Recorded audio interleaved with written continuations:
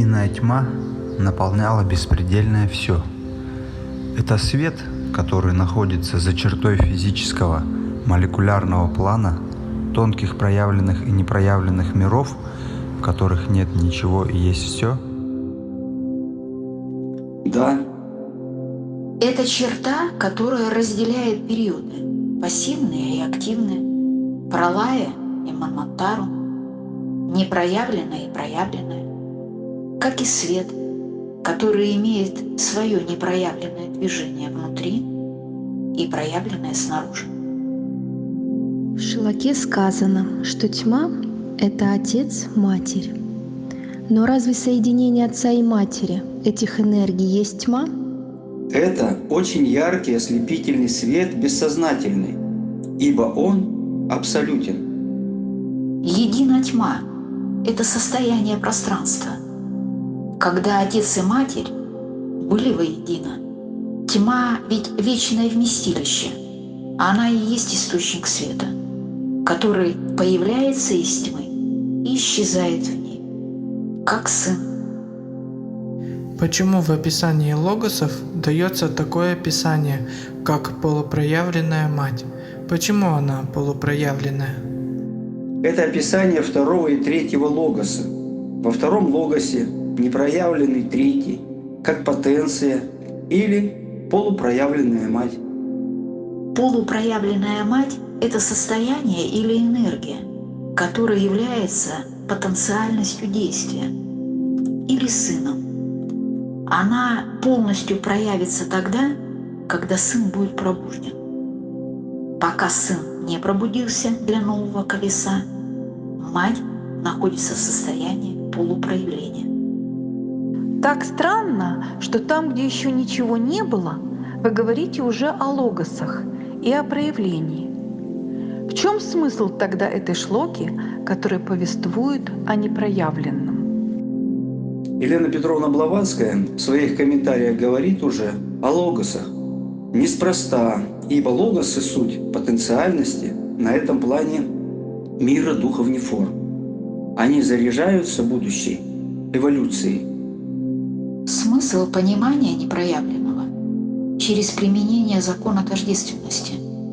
Если мы поймем проявленное, тогда мы поймем, что есть непроявленное, которое когда-то будет проявлено, то есть познание причины в следствиях. Если человек есть все, и даже космос, как в нашей жизни тогда стать тем, чем, как я понял, и должен быть человек?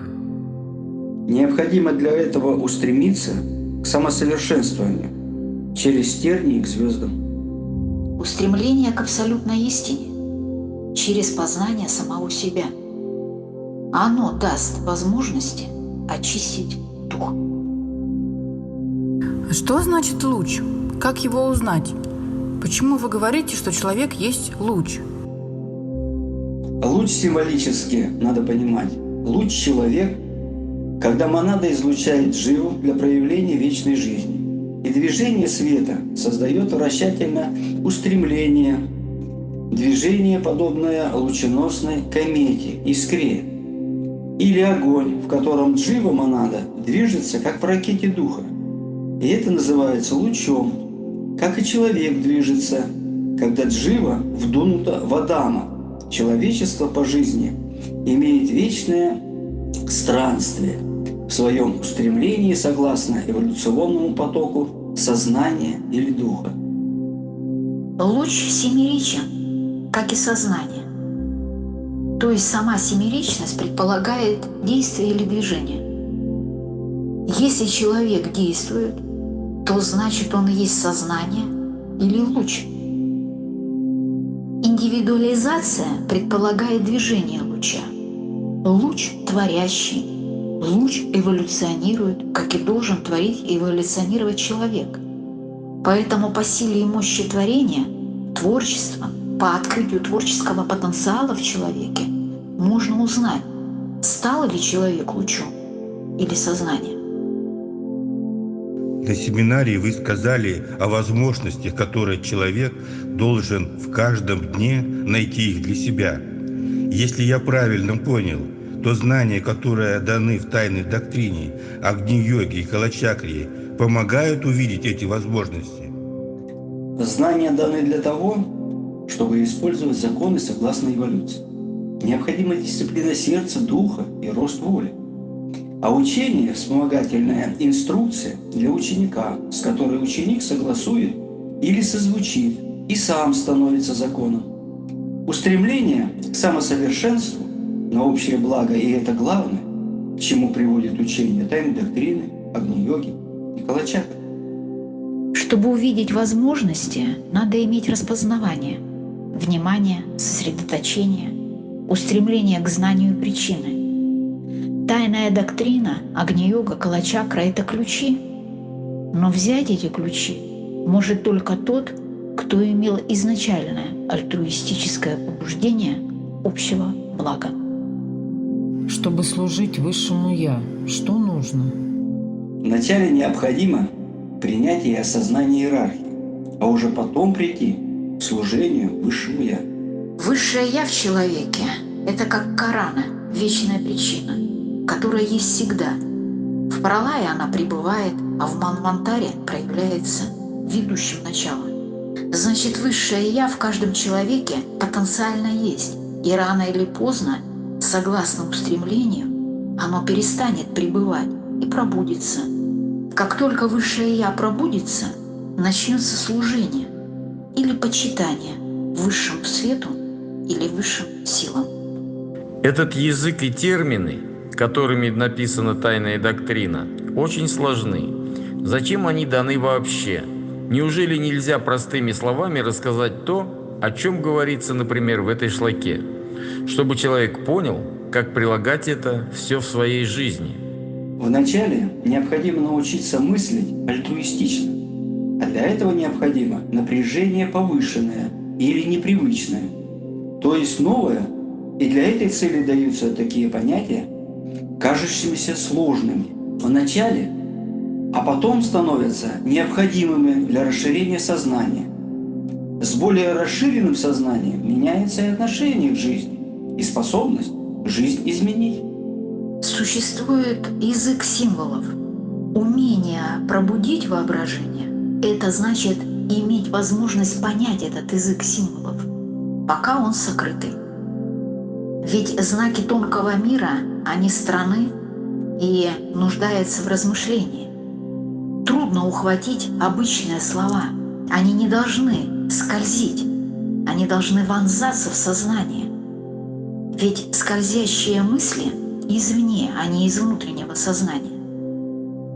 Из внутреннего сознания возникает искра, которая вносит новую энергию, новую вибрацию, которая вонзается в пространство и является причиной действия огня.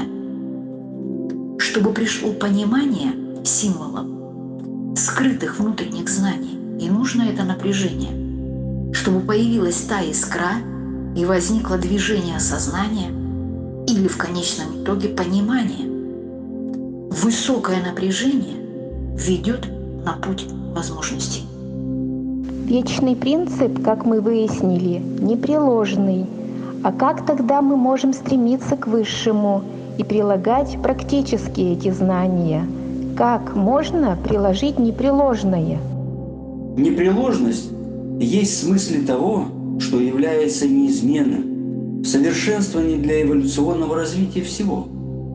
А значит, и нас, людей, если сам человек отождествит себя с этой непреложностью.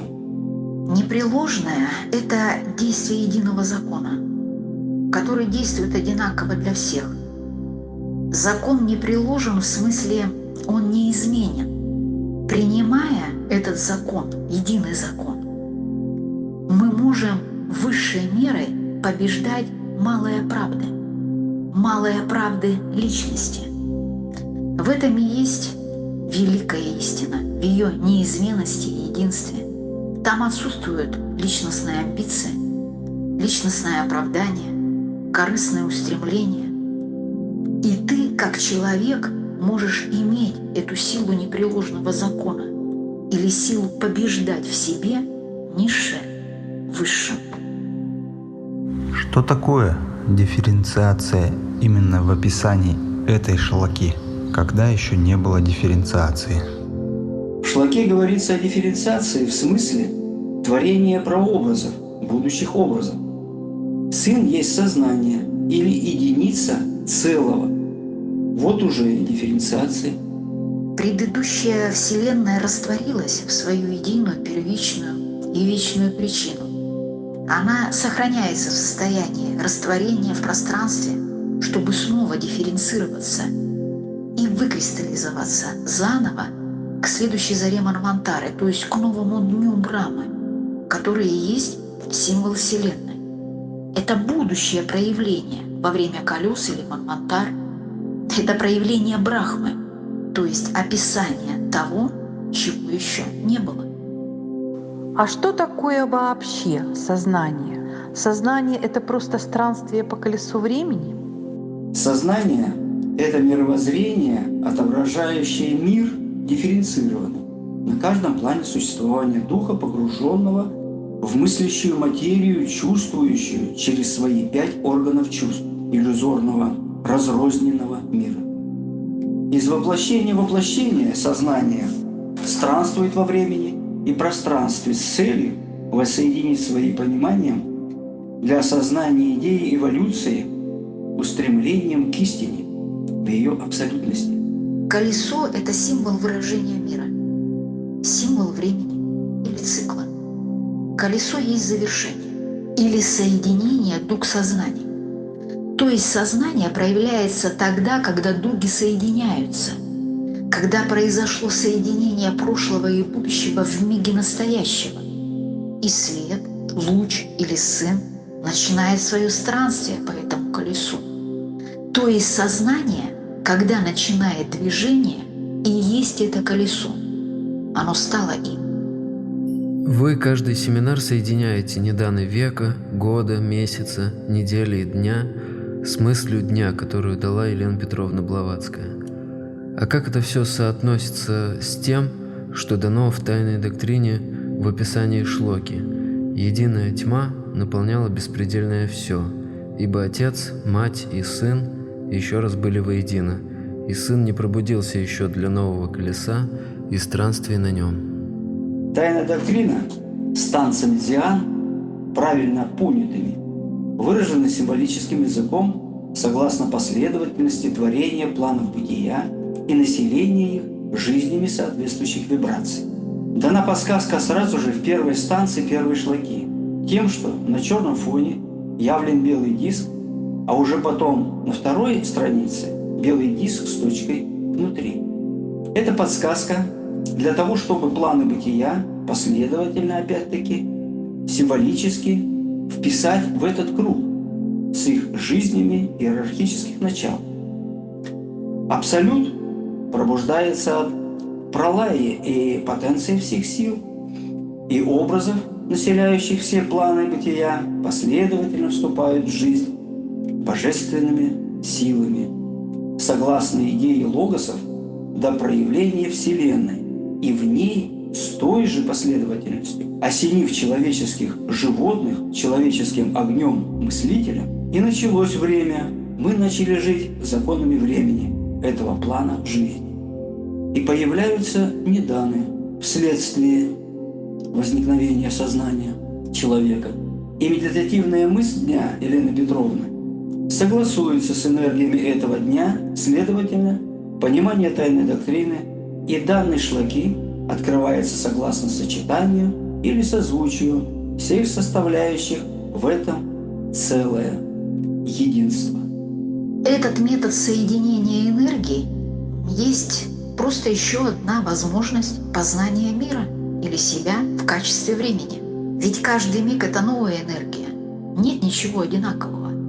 Значит, возникновение новой энергии или мысли в сочетании недан, мысли дня открывает возможности увидеть новое и выйти из инерции прошлого мышления. Майя – это эффект времени. Время – это эффект духа. Под словом «я» человек должен воспринимать мир и все 3 мира, слитые в единое сущее, в единое «я».